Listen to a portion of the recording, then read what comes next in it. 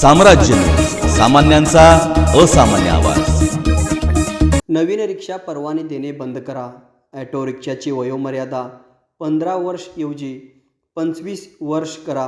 लाल बावटा रिक्षा चालक संघटना सिटू सोलापूरच्या वतीने अध्यक्ष कॉम्रेड नरसई आडम यांच्या नेतृत्वाखाली रिक्षा चालकाचे शिष्टमंडळ सोलापूरचे जिल्हाधिकारी कुमार आशीर्वाद यांची भेट घेऊन निवेदन सादर केले। निवेदनातील मागणीनुसार राज्य शासनाच्या मुक्त परवाना धोरणामुळे सोलापूर शहरात रिक्षाची संख्या प्रचंड प्रमाणात वाढून व्यवसायात जीवघेणी स्पर्धा निर्माण झाली आहे। रिक्षा चालकांना उदरनिर्वाहापुरते हे उत्पन्न मिळणे अशक्य झाले आहे। याबाबतीत शासनाने निर्णय घेऊन नवीन परवाने तातडीने बंद करावेत। राज्य परिवहन प्राधिकरणाच्या जाचक नियमामुळे सोलापूर शहरातील ऑटो रिक्षा चांगल्या व सुस्थितीत असतानाही 15 वर्षानंतर मोडीत काढावे लागत आहे। पुण्यासारख्या शहरात ऑटो रिक्षाची वयोमर्यादा ही 25 वर्ष करून त्याची अंमलबजावणी केली जाते, परंतु सोलापुरातील परिवहन कार्यालय रिक्षा चालकाच्या न्याय मागणीकडे जाणीवपूर्वक दुर्लक्ष करत आहे।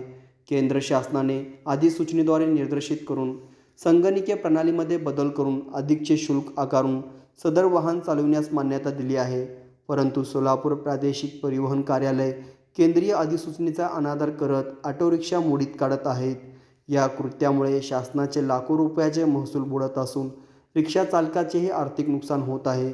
यावेळी संघटनेचे general secretary comrade Salim Mulla, उपाध्यक्ष आरिफ मनियार, अनिल मोरे, रफिक पिरजादे, कमलाकर वाघमारे, हमीद दौलताबाद, रशीद मैदर्गी यांच्यासह रिक्षा चालक उपस्थित होते। सोलापूर शहरामध्ये प्रचंड रिक्षा झालेल्या आहेत। सध्या त्यांना ग्राहक मिळणं मुश्किल झालेलं आहे। अशात नवीन परवानगीचं शासनाने जी भूमिका घेतलेली आहे त्यामुळं अर्धपोटी राहण्याची पाळी आलेली आहे। तर या शहरातला सर्वे करा, टेक्निकलदृष्ट्या या ठिकाणी नवीन परवाने देणं गरजेचं आहे का याचा विचार करा आणि त्या पद्धतीनं नवीन परवाना देण्याचं बंद करा। सगळ्यात दुसऱ्यात महत्त्वाचं, पुण्याच्या RTAने निर्णय घेतलेला आहे 20 आणि 25 वर्ष। सोलापुरात अजून निर्णय झालेला नाही। भारत सरकारचं GR आलेलं आहे, दंडाबद्दल सुद्धा GR आलेलं आहे, कामकाजाबद्दल सुद्धा GR आलेलं आहे।